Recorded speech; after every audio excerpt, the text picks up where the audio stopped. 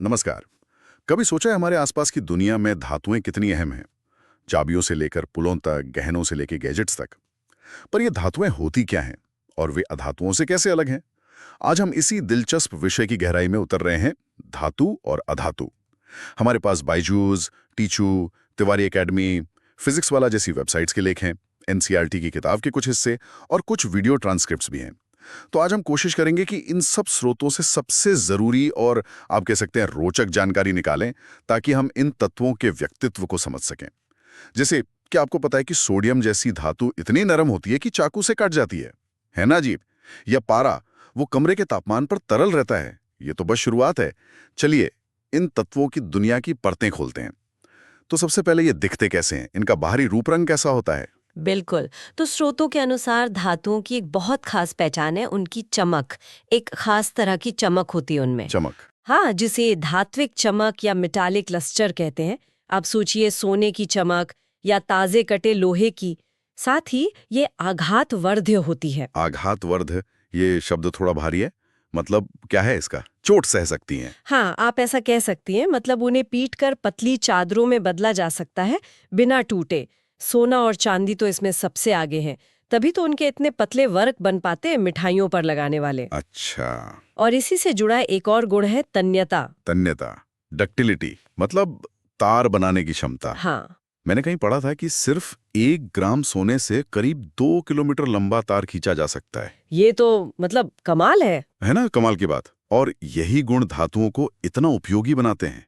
आमतौर पर ये कठोर भी होती हैं, मजबूत। हालांकि इसमें भी फर्क है। हाँ, लोहा तो काफी कठोर होता है। बिल्कुल। लेकिन वही दूसरी तरफ सोडियम, पोटेशियम, लिथियम, ये तो इतनी नरम है कि आप उन्हें मक्खन की तरह चाकू से काट सकते हैं। सच में? चाकू से? हाँ जी। स्रोतों में सोडियम को केरोसिन तेल में रखे जाने की तस्वीर भी है। इससे पता चलता है कि ये सिर्फ नरम ही नहीं बल्कि बहुत ज्यादा क्रियाशील भी हैं। अच्छा, ये तो हुई उनकी बनावट और कठोरता की बात। और गर्मी और बिजली के साथ इनका क्या रिश्ता है? हम घरों में तांबे के तारे इस्तेमाल करते हैं, उन पर प्लास्टिक कवर होता है। बिल्कुल सही पकड़ा आपने। धातुएं ऊष्मा और विद्युत दोनों की बहुत अच्छी सुचालक होती हैं।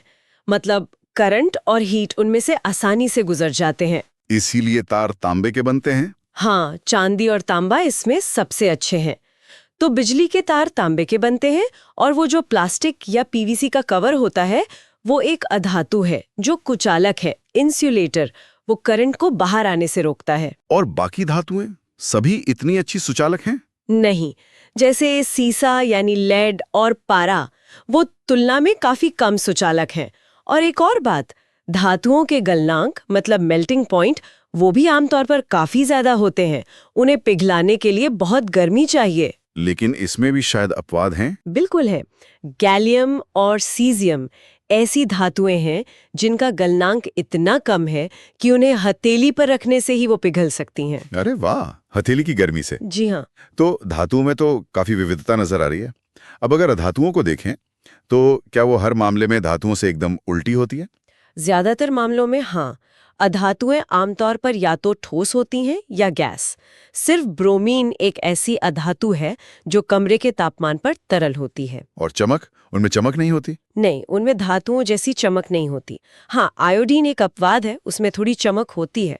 और वो ना तो आघातवर्धे होती हैं ना ही तन्य। आप कोयले को पीटकर चादर या तार तो नहीं बना सकते, वो तो टूट जाएगा ना। हाँ बिल्कुल। और वो ऊष्मा और विद्युत की कुचालक होती हैं, इंसुलेटर्स। लेकिन एक मिनट, ग्रेफाइट जो पेंसिल की लीड में होता है वो तो बिजली चलाता है ना? वो भी तो कार्बन का ही रूप है, और कार्बन तो अधातु है। बहुत बढ़िया याद दिलाया आपने। ग्राफाइट जो कार्बन का ही एक अपरूप है, वो विद्युत का सुचालक है।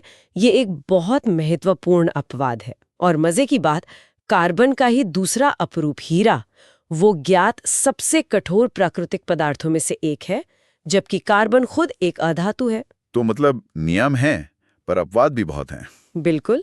आप देख सकते हैं वर्गीकरण सीधा है, पर ये अपवाद उन्हें और दिलचस्प बनाते हैं। हाँ, ये अपवाद सच में बहुत दिलचस्प हैं। ठीक है, तो भौतिक गुण तो हमने देख लिए, पर शायद रासायनिक गुण, मतलब वो कैसे रिएक्ट करते हैं, वो हमें इनके व्यवहार को समझने में और मदद करें। चलिए देखते हैं धातुएं हवा यानी ऑक्सीजन के साथ कैसे प्रतिक्रिया करती हैं। लगभग सभी धातुएं ऑक्सीजन से क्रिया करके अपने ऑक्साइड बनाती हैं। एक सामान्य समीकरण है, धातु प्लस ऑक्सीजन, धातु ऑक्साइड। जैसे कोई उदाहरण? जैसे अगर आप तांबे को हवा में गर्म करें तो उस पर कॉपर ऑक्साइड की एक काली परत जम जाती है, या एल्यूमिनियम, वो हवा के संपर्क में आने पर एल्यूमिनियम ऑक्साइड बनाता है। और ये जो ऑक्साइड बनते हैं, इनकी प्रकृति क्या होती है? मतलब ये एसिडिक होते हैं, ये बेसिक, अम्लीय या क्षारीय? ये एक बहुत महत्वपूर्ण सवाल है। ज्यादातर धातु ऑक्साइड क्षारीय यानी बेसिक प्रकृति के होते हैं। बेसिक मतलब अगर आप इन्हें पानी में घोलें तो ये क्षार यानी अल्कली बनाते हैं, जो लाल लिटमस पेपर को नीला कर देते हैं।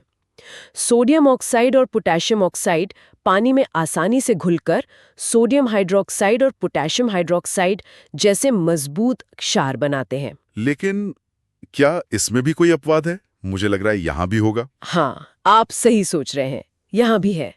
कुछ धातु ऑक्साइड्स जैसे एल्यूमिनियम ऑक्साइड और जिंक ऑक्साइड वो दोहरा व्यवहार दिखाते हैं। वो अम्लीय और क्षारीय दोनों तरह के गुण दिखाते हैं। दोनों तरह के? जी हाँ, इन्हें उभयधर्मी ऑक्साइड या एम्फोटेरिक ऑक्साइड्स कहते हैं। उभयधर्मी, अच्छा, मतलब वो अम्ल और क्षार दोनों से ही आप कह सकते हैं भिड़ सकते हैं। बिल्कुल, वो अम्ल के साथ क्षार की तरह बर्ताव करते हैं और क्षार के साथ अम्ल की तरह, और दोनों ही सूरतों में नमक और पानी बनाते हैं। जैसे एल्यूमिनियम ऑक्साइड वो हाइड्रोक्लोरिक एसिड जो एक अम्ल है से भी रिएक्शन करता है, और सोडियम हाइड्रोक्साइड जो एक क्षार है से भी। ये तो काफी फ्लेक्सिबल है। हाँ, और यही गुण उन्हें कुछ खास औद्योगिक कामों में उपयोगी बनाता है। ये जानना तो बड़ा रोचक है, पर क्या सभी धातुएं ऑक्सीजन से एक ही रफ्तार से एक ही तरह से प्रतिक्रिया करती हैं? स्रोत बता रहे थे कि सोडियम और पोटेशियम तो इतने ज्यादा क्रियाशील हैं कि हवा में रखते ही आग पकड़ लेते हैं। एकदम सही। सोडियम और पोटेशियम अत्यधिक, मतलब बहुत ही ज्यादा अभिक्रियाशील हैं।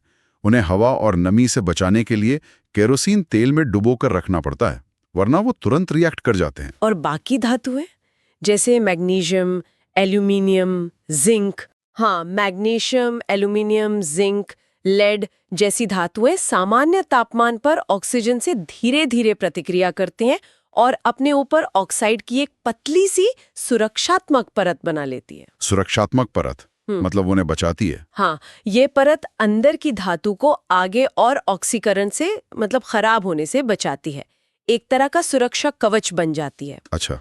और एल्यूमिनियम के मामले में इस परत को एनोडाइजिंग नाम की एक प्रक्रिया से और मोटा और मजबूत भी बनाया जा सकता है। इससे एल्यूमिनियम की खिड़कियां या बर्तन ज्यादा टिकाऊ और दिखने में भी अच्छे लगते हैं। और लोहा? लोहे का क्या होता है? लोहा गर्म करने पर चमकता तो है पर जलता नहीं, लेकिन अगर लोहे का बुरादा हो पाउडर जैसा तो वो तेजी से जलता है। ऐसा क्यों? क्योंकि बुरादे का सतही क्षेत्रफल सरफेस एरिया ज्यादा होता है, तो ऑक्सीजन से संपर्क ज्यादा होता है, और सोना चांदी जैसी धातुएं तो इतनी शांत हैं, इतनी कम क्रियाशील कि तेज गर्मी में भी ऑक्सीजन से प्रतिक्रिया नहीं करती। मतलब हवा से प्रतिक्रिया समझ आ गई। क्रियाशीलता का बहुत बड़ा रोल है। अब देखते हैं पानी के साथ धातुओं का क्या व्यवहार है। क्या वे पानी में भी घुलती हैं या प्रतिक्रिया करती हैं? धातुएं पानी से प्रतिक्रिया करके या तो धातु ऑक्साइड बनाती हैं या धातु हाइड्रोक्साइड, और साथ में हाइड्रोजन गैस निकलती है। समीकरण कुछ ऐसा होता है, धातु प्लस पानी इज इक्वल टू धातु ऑक्साइड हाइड्रोक्साइड प्लस हाइड्रोजन। लेकिन यहाँ भी क्रियाशीलता का बहुत बड़ा अंतर है। मतलब यहाँ भी सोडियम और पोटेशियम सबसे आगे होंगे, जैसे वो हवा में थे? निश्चित रूप से। सोडियम और पोटेशियम ठंडे पानी के साथ भी इतनी तेजी से और आप कह सकते हैं विस्फोटक तरीके से प्रतिक्रिया करते हैं कि जो गर्मी निकलती है उससे हाइड्रोजन गैस तुरंत आग पकड़ लेती है। ये बहुत खतरनाक रिएक्शन होता है। बापे, ठंडे पानी से भी? जी हाँ, कैल्शियम भी ठंडे पानी से प्रतिक्रिया करता है, पर थोड़ी धीमी गति से, और इतनी गर्मी नहीं निकलती कि आग लगे। पर हाँ, कैल्शियम पानी पर तैरने लगता है। तैरने लगता है धातु होकर? जी। वो तो भारी होती है। ऊपर उठा देते हैं। अच्छा, ये बात है।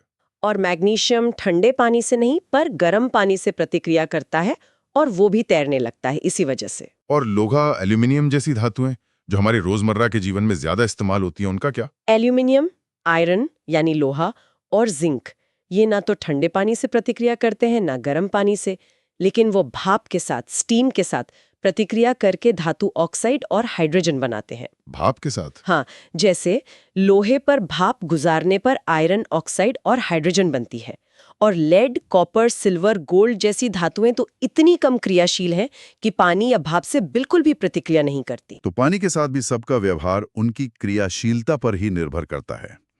ठीक है, अब आते हैं अम्लों पर, एसिड्स पर। स्कूल में हमने पढ़ा है कि धातुएं अम्ल से प्रतिक्रिया करके हाइड्रोजन गैस निकालती हैं।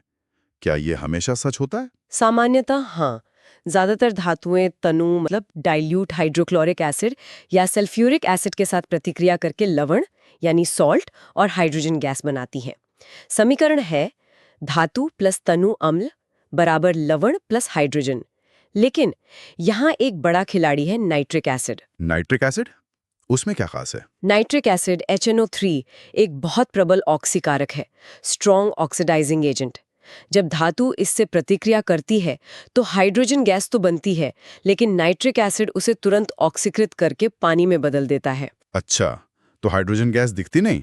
हाँ, और वो खुद नाइट्रोजन के किसी ऑक्साइड जैसे N2O, NO या NO2 में बदल जाता है। इसलिए आमतौर पर नाइट्रिक एसिड के साथ हाइड्रोजन गैस नहीं निकलती। सिर्फ मैग्नीशियम और मैंगनीज ही ऐसी धातुएं हैं जो बहुत ही ज्यादा तनु नाइट्रिक एसिड के साथ प्रतिक्रिया करके हाइड्रोजन गैस दे पाती हैं। अरे वाह, ये तो ध्यान रखने वाली बात है बिल्कुल। और क्या अम्ल के साथ प्रतिक्रिया की तेजी भी धातुओं में अलग-अलग होती होगी, जैसे पानी के साथ थी? बिल्कुल। स्रोत बताते हैं कि अगर हम तनु हाइड्रोक्लोरिक एसिड लें तो प्रतिक्रिया की तीव्रता का क्रम कुछ ऐसा है। मैग्नीशियम सबसे तेज, फिर एल्यूमिनियम, फिर जिंक और फिर आयरन, मतलब Mg, Al, Zn, Fe। और कॉपर, सिल्वर, गोल्ड? वो तो तनु अम्लों से हाइड्रोजन विस्थापित करती ही नहीं, क्योंकि वो हाइड्रोजन से कम क्रियाशील हैं। और हाँ, एक और दिलचस्प चीज है एक्वा रीजिया। एक्वा रीजिया, इसे शाही जल भी कहते हैं शायद। ये क्या भला है? हाँ, शाही जल। ये सांद्र मतलब कॉन्सेंट्रेटेड हाइड्रोक्लोरिक एसिड और सांद्र नाइट्रिक एसिड का 3:1 के अनुपात में ताज़ा बना हुआ मिश्रण होता है। और ये इतना खास क्यों है? ये इतना शक्तिशाली है कि सोने और प्लैटिनम जैसी उत्कृष्ट धातुओं को भी घोल सकता है। जिन पर अकेले कोई अम्ल असर नहीं कर पाता, उन्हें भी ये घोल लेता है। इसीलिए इसे शाही जल कहते हैं। गजब, मतलब सोना भी इसमें खुल जाता है। क्या बात है। अच्छा, हमने देखा धातुएं ऑक्सीजन पानी अम्ल से कैसे प्रतिक्रिया करती हैं। क्या वे दूसरी धातुओं के यौगिकों से भी प्रतिक्रिया करती हैं? हाँ, और ये एक बहुत ही महत्वपूर्ण प्रतिक्रिया है। इसे कहते हैं विस्थापन प्रतिक्रिया या डिस्प्लेसमेंट रिएक्शन। विस्थापन मतलब किसी को उसकी जगह से हटा देना? बिल्कुल। इसका सिद्धांत बहुत सरल है। एक ज्यादा अभिक्रियाशील धातु कम अभिक्रियाशील धातु को उसके लवण के विलयन से मतलब उसके सॉल्ट सोल्यूशन से हटाकर खुद उसकी जगह ले लेती है। कोई उदाहरण दे सकती हैं? हाँ, जैसे मान लीजिए हमने लोहे की एक कील ली और उसे कॉपर सल्फेट के नीले रंग के विलयन में डाल दिया। कॉपर सल्फेट नीला होता है, हाँ। तो थोड़ी देर बाद आप देखेंगे कि विलयन का नीला रंग हल्का हरा होने लगा है, क्योंकि अब आयन सल्फेट बन गया है और लोहे की कील पर तांबे की भूरे रंग की परत जम जाएगी। अच्छा, तो लोहे ने तांबे को हटा दिया। हाँ, यहाँ लोहे Fe ने कॉपर Cu को उसके विलयन CuSO4 से विस्थापित कर दिया। रिएक्शन हुआ Fe plus CuSO4 is equal to FeSO4 plus Cu। इसी तरह जिंक Zn लोहे Fe से ज्यादा अभिक्रियाशील है, तो वो आयन सल्फेट FeSO4 के विलयन से लोहे को विस्थापित कर सकता है। Zn plus FeSO4 is equal to ZnSO4 plus Fe। अच्छा, तो ये एक तरह की केमिकल रैंकिंग या धक्का मुक्की चल रही है। जो ज्यादा ताकतवर मतलब ज्यादा अभिक्रियाशील है, वो कम ताकतवर वाले को उसकी जगह से हटा देता है। क्या इसी आधार पर धातुओं की वो सक्रियता श्रेणी बनी है, रिएक्टिविटी सीरीज? आपने बिल्कुल सही पकड़ा। सक्रियता श्रेणी या रिएक्टिविटी सीरीज धातुओं की उनकी घटती हुई अभिक्रियाशीलता के क्रम में एक लिस्ट है, एक सूची है। सबसे ऊपर कौन है उसमें? सबसे ऊपर पोटेशियम के जो सबसे ज्यादा अभिक्रियाशील है, और सबसे नीचे सोना Au जो सबसे कम अभिक्रियाशील है। इस सूची में हाइड्रोजन को भी शामिल किया गया है, एक रेफरेंस पॉइंट की तरह तुलना करने के लिए। तो ये श्रेणी हमें क्या समझने में मदद करती है? ये हमें अंदाजा लगाने में मदद करती है कि कौन सी धातु किस दूसरी धातु को उसके विलयन से हटा पाएगी, कौन सी धातु अम्ल से हाइड्रोजन गैस निकालेगी। जो हाइड्रोजन से ऊपर है वो निकालेंगी, जो नीचे हैं वो नहीं।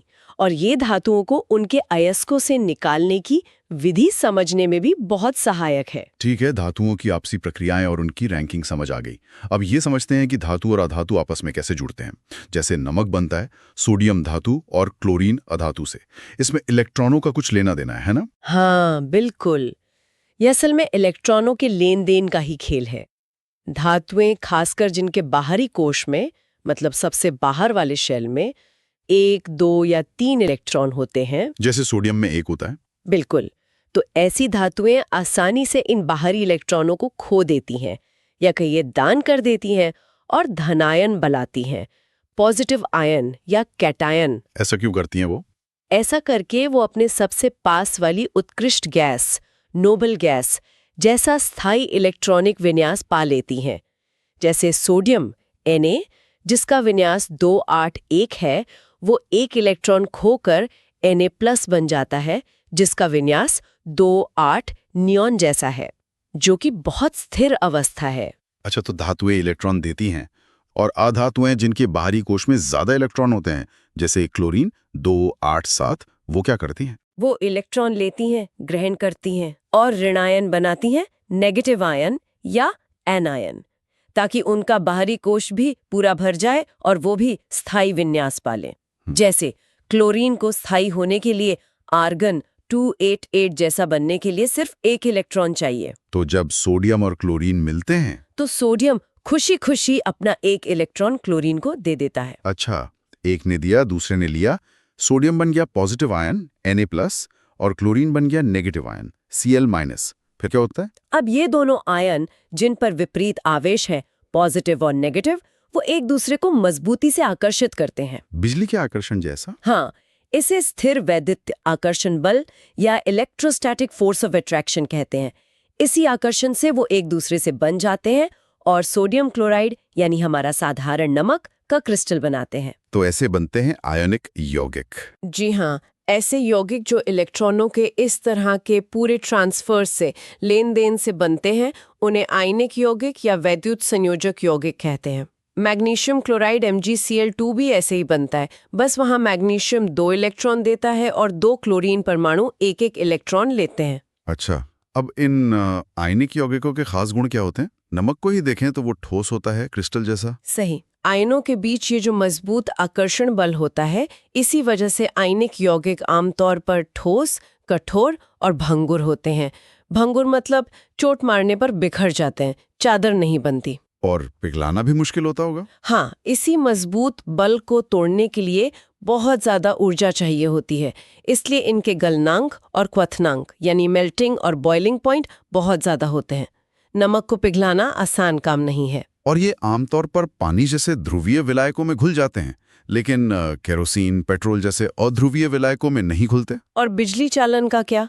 ठोस नमक तो बिजली नहीं चलाता है ना। लेकिन अगर आप आयनिक यौगिक को पिघला दें या उसे पानी में घोल दें, तो आयन चलने फिरने के लिए आजाद हो जाते हैं। अच्छा, तब वो चल सकते हैं। हाँ, तब वो आवेश वाहक का काम करते हैं, चार्ज कैरियर बनते हैं, और तब वो विलयन या पिघला हुआ पदार्थ बिजली का चालन करता है।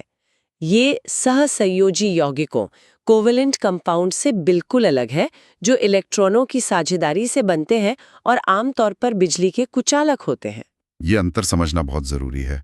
ठीक है, अब आते हैं धातुओं की प्राप्ति पर। वो हमें मिलती कहाँ से हैं? क्या वो जमीन पर ऐसी पड़ी मिल जाती हैं? पृथ्वी की जो भूपरपटी है, यानी अर्थ्स क्रस्ट, वो धातुओं का सबसे बड़ा स्रोत है। समुद्र के पानी में भी सोडियम क्लोराइड, मैग्नीशियम क्लोराइड जैसे कुछ घुलनशील लवण पाए जाते हैं। प्रकृति में पाए जाने वाले तत्वों या उनके यौगिकों को हम खनिज यानी मिनरल्स कहते हैं। और अयस्क, और यस। ये शब्द भी बहुत सुनने में आता है। खनिज और अयस्क में क्या फर्क है? देखिए, जिन खनिजों से किसी धातु को निकालना फायदेमंद हो, मतलब आर्थिक रूप से और आसानी से संभव हो, उन्हें उस धातु का अयस्क या ओर कहते हैं। मतलब ये कि सभी अयस्क खनिज तो हैं, पर सभी खनिज अयस्क नहीं होते। जैसे एल्यूमिनियम के कई खनिज मिलते हैं, पर बॉक्साइट उसका मुख्य अयस्क है, जिससे एल्यूमिनियम निकालना सबसे आसान और सस्ता पड़ता है। अच्छा, समझा। पर क्या सभी धातुएं हमें यौगिकों के रूप में ही मिलती हैं? सोना चांदी तो शायद शुद्ध रूप में भी मिलते हैं। बिल्कुल। जो धातुएं सक्रियता श्रेणी में सबसे नीचे हैं, जैसे सोना, प्लैटिनम और कुछ हद तक चांदी और तांबा भी, वो काफी कम अभिक्रियाशील होती हैं। इसलिए वो प्रकृति में मुक्त अवस्था में, फ्री स्टेट में या नेटिव स्टेट में पाई जा सकती हैं। मतलब सोना आपको सोने के रूप में ही मिल सकता है। और बाकी? हाँ, पर तांबा और चांदी अपने सल्फाइड या ऑक्साइड अयस्कों के रूप में भी मिलते हैं। लेकिन जो ज्यादा अभिक्रियाशील धातुएं हैं, जैसे सोडियम, कैल्शियम, एल्यूमिनियम। हाँ, वो इतनी ज्यादा अभिक्रियाशील हैं कि वो हमेशा यौगिकों के रूप में ही मिलती हैं। कभी ऑक्साइड, कभी क्लोराइड, कभी कार्बोनेट, कभी सल्फाइड। और जो बीच वाली धातुएं हैं, जैसे जिंक, आयरन, लेड, वो आमतौर पर ऑक्साइड, सल्फाइड या कार्बोनेट अयस्कों के रूप में मिलती हैं। ऑक्साइड अयस्क ज्यादा होते हैं क्या? हाँ, क्योंकि ऑक्सीजन बहुत क्रियाशील है और पृथ्वी पर काफी मात्रा में है, तो कई धातुओं के अयस्क ऑक्साइड के रूप में पाए जाते हैं। तो इन अयस्कों से शुद्ध धातु निकालने की जो प्रक्रिया है वो कैसी होती है? ये सीधा सरल काम तो नहीं लगता? नहीं, ये सीधा नहीं है। इसमें कई चरण होते हैं, कई स्टेप्स होते हैं, और इस पूरी प्रक्रिया को हम धातु कर्म या मेटलर्जी कहते हैं। तो पहला कदम क्या होता है? पहला कदम है अयस्क का सांद्रण, मतलब कॉन्सेंट्रेशन ऑफ ओर। इसमें अयस्क में मिली जो फालतू की अशुद्धियां हैं, जैसे मिट्टी, रेत, पत्थर, जिन्हें गैंग कहते हैं, उन्हें हटाया जाता है। वो कैसे हटाते हैं? इसके लिए अयस्क और गैंग के भौतिक या रासायनिक गुणों में जो अंतर होता है, जैसे घनत्व में अंतर या चुंबकीय गुणों में अंतर, उसका फायदा उठाया जाता है। अलग अलग अयस्कों के लिए अलग अलग तरीके अपनाए जाते हैं। ठीक है, अयस्क सांद्रित हो गया, साफ हो गया। इसके बाद फिर धातु कैसे मिलेगी? यहाँ वो सक्रियता श्रेणी काम आती होगी। हाँ, बिल्कुल। यही सक्रियता श्रेणी सबसे महत्वपूर्ण हो जाती है।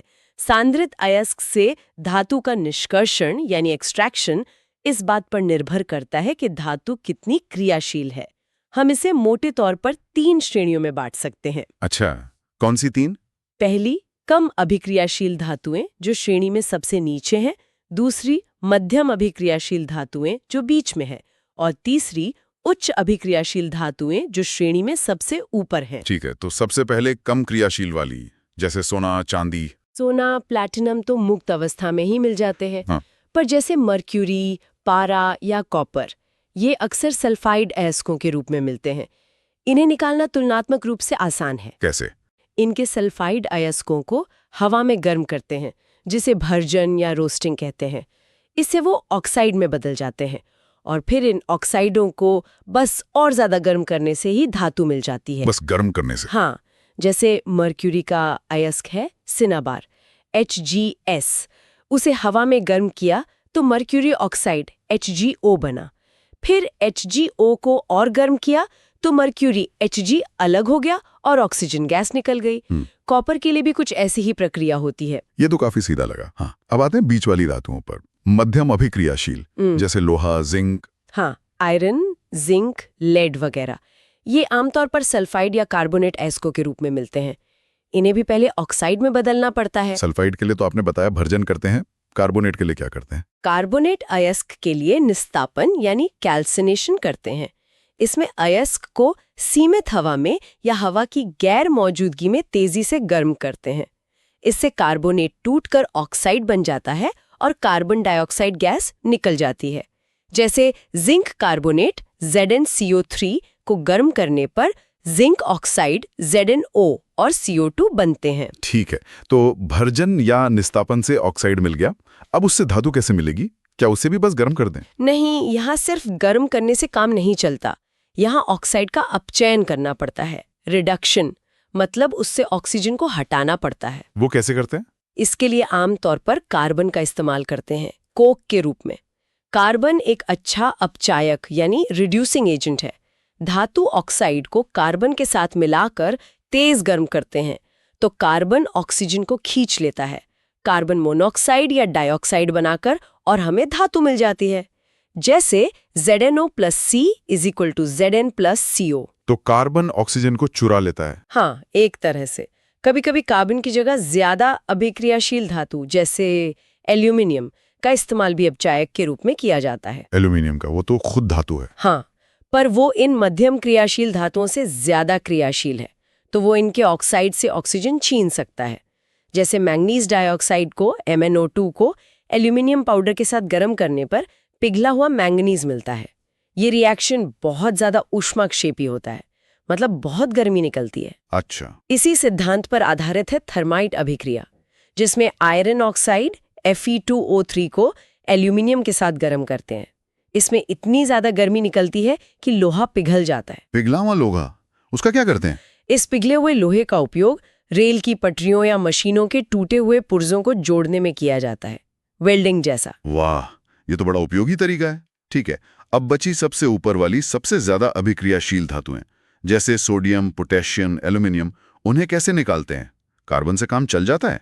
नहीं, ये धातुएं ऑक्सीजन से इतनी मजबूती से जुड़ी होती हैं कि कार्बन उनका अपचयन नहीं कर सकता। कार्बन इनसे कम क्रियाशील है। तो फिर? इन्हें निकालने के लिए हमें बिजली का सहारा लेना पड़ता है। वैद्युत अपघटनी अपचयन यानी इलेक्ट्रोलिटिक रिडक्शन करना पड़ता है। वैद्युत अपघटन, इलेक्ट्रोलिसिस, वो कैसे होता है? इसमें इन धातुओं के पिघले हुए क्लोराइड या ऑक्साइड लेते हैं और उनमें से विद्युत धारा प्रवाहित करते हैं। पिघले हुए क्यों? विलेन क्यों नहीं? क्योंकि अगर पानी का विलयन लेंगे तो कैथोड पर धातु की जगह हाइड्रोजन गैस निकलने लगेगी। क्योंकि पानी का अपचयन ज्यादा आसानी से हो जाता है, इसलिए इन्हें पिघलाना पड़ता है। अच्छा, तो पिघले हुए लवण में बिजली दौड़ाते हैं, फिर क्या होता है? जो धातु के पॉजिटिव आयन्स होते हैं वो नेगेटिव इलेक्ट्रोड यानी कैथोड की तरफ जाते हैं। वहां वो इलेक्ट्रॉन ग्रहण करते हैं और शुद्ध धातु के रूप में जमा हो जाते हैं। जैसे पिघले हुए सोडियम क्लोराइड NaCl के वैद्युत अपघटन से कैथोड पर सोडियम धातु मिलती है Na++E- और एनोड पॉजिटिव इलेक्ट्रोड पर क्लोरीन गैस निकलती है 2Cl-2E-Cl2। एल्यूमिनियम भी ऐसे ही मिलता है? हाँ, एल्यूमिनियम भी इसी तरह उसके ऑक्साइड Al2O3 के वैद्युत अपघटन से प्राप्त होता है। हालांकि उसमें कुछ और चीजें भी मिलानी पड़ती हैं ताकि गलनांक कम हो जाए और चालकता बढ़ जाए। तो इस तरह हमें धातु मिल गई। कम क्रियाशील, मध्यम क्रियाशील, उच्च क्रियाशील, सबके तरीके अलग अलग हैं। पर क्या इस तरह मिली धातु एकदम 100% शुद्ध होती है? नहीं, आमतौर पर इस तरह प्राप्त धातु में अब भी कुछ ना कुछ अशुद्धियां रह जाती हैं। तो अंतिम शुद्धि के लिए एक और स्टेप होता है, परिष्करण यानी रिफाइनिंग। रिफाइनिंग? हाँ, उसे कैसे करते हैं? इसका सबसे आम और महत्वपूर्ण तरीका है वैद्युत अपघटनी परिष्करण, इलेक्ट्रोलाइटिक रिफाइनिंग। इसमें भी बिजली का काम है? हाँ, इसमें हम क्या करते हैं कि जो अशुद्ध धातु हमें मिली है उसकी एक मोटी छड़ बनाते हैं और उसे एनोड पॉजिटिव इलेक्ट्रोड बनाते हैं। उसी धातु की एक पतली सी एकदम शुद्ध पट्टी लेते हैं और उसे कैथोड नेगेटिव इलेक्ट्रोड बनाते हैं और वैद्युत अपघट्य के रूप में उसी धातु के किसी घुलनशील लवण का विलयन लेते हैं। ठीक है, एनोड अशुद्ध धातु का, कैथोड शुद्ध धातु का। फिर जब हम इस सेटअप में से बिजली गुजारते हैं तो एनोड से शुद्ध धातु के आयन घुलकर विलयन में आ जाते हैं और विलयन में से उतने ही शुद्ध धातु के आयन कैथोड पर जाकर जमा हो जाते हैं, जिससे कैथोड धीरे धीरे मोटा होता जाता है और शुद्ध धातु उस पर जमा होती जाती है। और अशुद्धियों का क्या होता है जो एनोड में थी? जो घुलनशील अशुद्धियां होती हैं वो तो विलयन में घुल जाती हैं और जो अघुलनशील अशुद्धियां होती हैं वो एनोड के नीचे पेंदी में जमा हो जाती हैं। इसे एनोड पंक या एनोड मड कहते हैं। Anode mud? हाँ, और कभी-कभी इस एनोड मड में सोना, चांदी, प्लैटिनम जैसी कीमती धातुएं भी अशुद्धि के रूप में मौजूद हो सकती है, जिन्हें बाद में अलग कर लिया जाता है। अरे वाह, मतलब कचरे से भी सोना। हाँ, कह सकते हैं। कॉपर, जिंक, टिन, निकल, सिल्वर, गोल्ड जैसी कई महत्वपूर्ण धातुओं का अंतिम शोधन इसी विधि से किया जाता है। ये प्रक्रिया तो काफी व्यवस्थित और कारगर लगती है। तो हमने धातुएं निकाल ली, उन्हें शुद्ध भी कर लिया, पर एक आम समस्या है जो धातुओं के साथ जुड़ी है, जिसका जिक्र हम रोज सुनते हैं, संक्षारण, करोजन, जिसे हम आम भाषा में जंग लगना भी कहते हैं। ये असल में है क्या? संक्षारण सरल शब्दों में वह प्रक्रिया है जिसमें धातुएं अपने आसपास के वातावरण जैसे हवा, नमी या एसिड जैसे रसायनों से धीरे धीरे क्रिया करके खराब होने लगती हैं, नष्ट होने लगती हैं। ये एक तरह से धातु का वापस अपनी प्राकृतिक, ज्यादा स्थिर यौगिक अवस्था में लौटने जैसा है। लोहे में जंग लगना तो हम सबने देखा है, लाल भूरे रंग का पाउडर जैसा। हाँ, लोहे का नम हवा के संपर्क में आने पर उसकी सतह पर वो जो हाइड्रेटेड आयरन ऑक्साइड की भूरे रंग की परत जमती है, जिसे जंग कहते हैं, वो संक्षारण का सबसे आम और जाना माना उदाहरण है।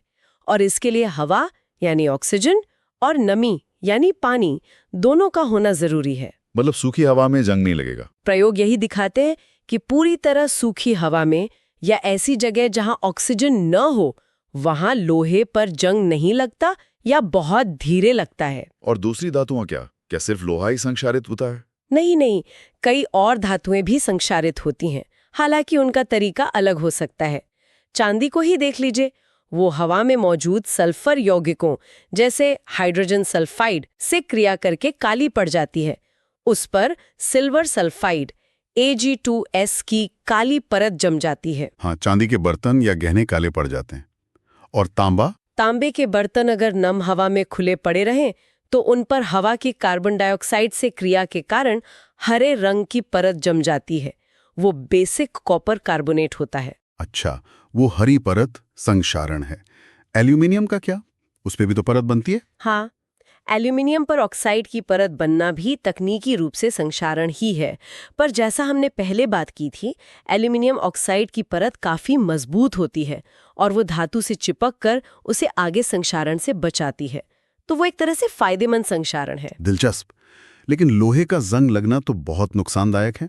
इससे पुल, जहाज, गाड़ियां, रेल की पटरियां, कितनी सारी चीजें खराब होती हैं। इससे बचने के क्या उपाय हैं? बिल्कुल, संक्षारण से हर साल अरबों का नुकसान होता है। इससे बचने के कई तरीके अपनाए जाते हैं। जैसे? सबसे आम है पेंट करना या तेल या ग्रीस लगा देना। ये क्या करता है कि धातु की सतह और हवा नमी के बीच एक बैरियर बना देता है, संपर्क तोड़ देता है। हाँ, ये तो करते हैं। और एक बहुत कारगर तरीका है यशद लेपन यानी गैल्वेनाइजेशन। इसमें लोहे या स्टील पर जिंक यानी जस्ते की पतली परत चढ़ा दी जाती है। जिंक की परत वो कैसे बचाती है? जिंक लोहे से ज्यादा अभिक्रियाशील है, तो अगर परत कहीं से खुरच भी जाए तो जिंक खुद पहले संक्षारित होता है, खुद गल जाता है, लेकिन लोहे को बचाए रखता है। इसे बलिदानी सुरक्षा या सैक्रिफिशियल प्रोटेक्शन भी कहते हैं।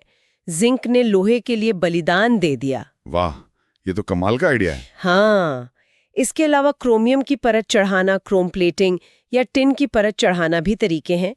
एनोडाइजिंग, जिसका जिक्र हमने एल्यूमिनियम के लिए किया था, वो भी संक्षारण से बचाता है। और एक और बहुत महत्वपूर्ण तरीका है मिश्रातु बनाना, अलॉय बनाना। मिश्रातु या मिश्र धातु, अलॉयज, ये क्या होता है? मिश्रातु दो या दो से अधिक धातुओं या कभी-कभी एक धातु और एक अधातु का एक समांगी मिश्रण होता है, होमोजीनियस मिक्सचर। समांगी मिश्रण मतलब वो आपस में पूरी तरह घुल मिल जाते हैं। हाँ, इसे बनाने के लिए पहले जो मुख्य धातु होती है उसे पिघलाया जाता है, फिर उसमें निश्चित अनुपात में दूसरी धातु या अधातु को घोला जाता है और फिर उस पिघले हुए मिश्रण को ठंडा करके ठोस बना लिया जाता है। पर ऐसा करते क्यों हैं? शुद्ध धातु इस्तेमाल क्यों नहीं करते? मिश्रातु बनाने से क्या फायदा? फायदा यह है कि मिश्रातु बनाने से हम धातु के गुणों को अपनी जरूरत के हिसाब से बदल सकते हैं और अक्सर उन्हें बेहतर बना सकते हैं। बेहतर बना सकते हैं? कैसे? जैसे शुद्ध लोहा लीजिए, वो काफी नरम होता है और गर्म होने पर आसानी से खिंच जाता है, लेकिन जब हम उसमें बस थोड़ा सा कार्बन मिला देते हैं, लगभग 0.05% जितना, तो क्या होता है? तो वो स्टील बन जाता है, जो लोहे से कहीं ज्यादा कठोर और मजबूत होता है। आज हम कितना स्टील इस्तेमाल करते हैं? हाँ, स्टील तो हर जगह है। और वो स्टेनलेस स्टील जिसमें कहते हैं जंग नहीं लगता, वो कैसे बनता है? हाँ, अगर हम लोहे में निकेल और क्रोमियम मिला दें तो स्टेनलेस स्टील बनता है। ये न सिर्फ कठोर और मजबूत होता है, बल्कि इसमें जंग भी नहीं लगता, संक्षारण रोधी होता है। इसीलिए हमारे बर्तन, छुरी कांटे और अस्पतालों में सर्जिकल उपकरण इसी के बने होते हैं। अच्छा, और भी उदाहरण है मिश्रातुओं का? हाँ, बहुत है। जैसे पीतल, वो कॉपर और जिंक का मिश्रातु है। कांसा, जिससे पुराने जमाने में मूर्तियां और सिक्के बनते थे, वो कॉपर और टिन का मिश्रातु है। और वो सोल्डर वायर जिसे टांका लगाते हैं? हाँ, टांका, सोल्डर, वो लेड और टिन का मिश्रातु है। इसकी खास बात है कि इसका गलनांक लेड और टिन दोनों से ही कम होता है। इसीलिए ये बिजली के तारों को जोड़ने, सोल्डरिंग में इतना उपयोगी है, आसानी से पिघल जाता है। और अमलदम, ये भी कुछ होता है? हाँ, अगर किसी मिश्रातु में एक धातु पारा मर्क्यूरी हो तो उसे अमलगम कहते हैं, जैसे दांतों में भरने के लिए सिल्वर अमलगम का इस्तेमाल होता था। अच्छा, सोने के आभूषणों में भी तो मिलावट होती है, वो भी मिश्रातु है क्या? हाँ बिल्कुल, शुद्ध सोना, जिसे 24 कैरेट सोना कहते हैं, वो बहुत नरम होता है। उससे बने गहने आसानी से मुड़ सकते हैं या उनका आकार बिगड़ सकता है। तो फिर ये मिलावट सोने को जरूरी कठोरता देती है ताकि गहने टिकाऊ बने। तो मिश्रातु बनाने से गुण बदल जाते हैं, कठोरता बढ़ जाती है? हाँ, कठोरता बढ़ सकती है, पर यह भी ध्यान रखना जरूरी है कि मिश्रातुओं की विद्युत चालकता और गलनांक अक्सर उनकी घटक शुद्ध धातुओं से कम होते हैं। अच्छा, ये भी एक बदलाव है। एक और चीज याद आ रही है, दिल्ली का लौह स्तंभ, कहते हैं उस पर 1600 साल से जंग नहीं लगा। क्या वो भी कोई मिश्रातु है या कोई और राज है? बिल्कुल। दिल्ली में कुतुब मीनार के पास खड़ा वो लौह स्तंभ, जो लगभग 1600 साल पुराना है, 8 मीटर ऊंचा और 6 टन वजनी, वो प्राचीन भारतीय धातु शिल्पियों के ज्ञान और कौशल का एक अद्भुत जीता जागता प्रमाण है। पर कैसे? इतने सालों तक खुले में रहने के बावजूद उस पर जंग क्यों नहीं लगा? इसमें फास्फोरस की थोड़ी ज्यादा मात्रा रही होगी। दूसरा, और शायद ज्यादा महत्वपूर्ण, इसकी सतह पर मौसम के प्रभाव से धीरे धीरे एक बहुत ही पतली, अदृश्य और मजबूत सुरक्षात्मक ऑक्साइड परत बन गई है, जिसे मिसावाइट कहते हैं। इसी परत ने इसे सदियों से संक्षारण से बचाया है। ये वाकई प्राचीन भारत की मेटलर्जी का एक चमत्कार है। सच में ये चमत्कार ही है। तो आज हमने धातु और अधातु की पूरी कहानी समझी। उनके भौतिक गुण कैसे अलग हैं, उनकी चमक, कठोरता, चालकता, फिर उनकी रासायनिक प्रक्रियाएं, ऑक्सीजन, पानी, अम्ल के साथ, और कैसे उनकी क्रियाशीलता अलग अलग होती है। हाँ, और कैसे वो इलेक्ट्रॉन देकर या लेकर आयोनिक बंधन बनाते हैं, जिससे नमक जैसे यौगिक बनते हैं, जिनके गलनांक बहुत उच्च होते हैं। फिर हमने देखा कि कैसे उन्हें अयस्कों से निकाला जाता है, सक्रियता श्रेणी के आधार पर अलग अलग तरीकों से। अनसक्रिय के लिए बस गर्मी, मध्यम के लिए कार्बन से अपचयन या थर्माइट जैसी प्रक्रिया, और उच्च सक्रिय के लिए वैद्युत अपघटन, और फिर वैद्युत अपघटनी परिष्करण से एकदम शुद्ध धातु पाना। बिल्कुल। और आखिर में हमने संक्षारण की समस्या और उससे बचने के उपाय देखे, जिसमें मिश्रातु बनाना एक बहुत ही महत्वपूर्ण तरीका है। मिश्रातु कैसे धातुओं के गुणों को हमारी जरूरत के हिसाब से बदल देते हैं। स्टील को मजबूती देना, स्टेनलेस स्टील को जंगरोधी बनाना, सोने को कठोरता देना। इस पूरी गहन चर्चा से एक बात तो बिल्कुल साफ है कि धातुएं हमारे आधुनिक जीवन के लिए कितनी ज्यादा जरूरी हैं। हर चीज में धातु है, पर एक सवाल मेरे मन में आ रहा है आखिर में। जरूर पूछिए। हम जमीन से खनिजों को निकालते हैं, उनसे धातुएं बनाते हैं, उनका उपयोग करते हैं, और फिर वो संक्षारित होकर या इस्तेमाल के बाद धीरे धीरे वापस प्रकृति में या कचरे में चली जाती हैं। ये जो पूरा चक्र है, इसे देखते हुए क्या हमें भविष्य में धातुओं के और ज्यादा सतत, सस्टेनेबल उपयोग के बारे में सोचने की जरूरत नहीं है? उनके बेहतर पुनर्चक्रण, रिसाइकलिंग के बारे में, और शायद उनके विकल्पों के बारे में भी। ये आपने बिल्कुल सही और बहुत ही महत्वपूर्ण सवाल उठाया है। जैसे जैसे दुनिया की आबादी और हमारी ज़रूरतें बढ़ रही हैं और पृथ्वी के संसाधन सीमित हैं, धातुओं का जिम्मेदारी से उपयोग करना, उन्हें बर्बाद होने से बचाना और ज़्यादा से ज़्यादा रिसाइकिल करना, ये सब बहुत ज़रूरी होता जा रहा है। हमें निश्चित रूप से इस दिशा में और गंभीरता से सोचना होगा और काम करना होगा। ये भविष्य के लिए एक बड़ा मुद्दा है। बिल्कुल। तो इसी विचार के साथ आज की ये चर्चा यहीं समाप्त करते हैं। उम्मीद है ये जानकारी सभी सुनने वालों के लिए उपयोगी और रोचक रही होगी। धन्यवाद।